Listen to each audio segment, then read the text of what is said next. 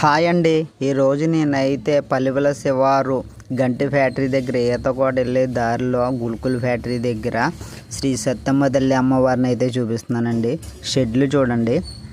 ఇక్కడ చాలామంది భక్తులు అయితే అమ్మవారికి మొక్కుబడులు కూడా చెల్లిస్తున్నారు. పచ్చని పంట పొలాలు రోడ్డు వారినే ఉన్న ఆలయం అండి. రైతులందరూ కలిపి అమ్మవారిని అయితే ఇక్కడ ప్రతిష్ఠించారు. అమ్మవారు అయితే లారీ డ్రైవర్లకి చాలామందికి అయితే రాత్రులు అయితే నాగసర్పం రూపంలోని తెల్ల చీర కట్టుకుని అమ్మవారు నైట్ అయితే లారీలకి అలా వెళ్తున్నట్టు రోడ్డు మీద కనిపిస్తూ ఉంటున్నారంటండి.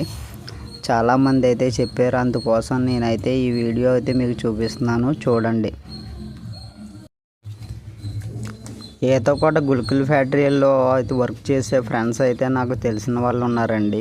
వాళ్ళను కూడా అడిగాను నేను. చాలామందికి అయితే అమ్మవారు రాత్రులు తెల్ల చీర కట్టుకొని అలా రోడ్డు మీద అటు తిరుగుతున్నట్టు అయితే చాలామందికి కనిపించింది అన్నారు.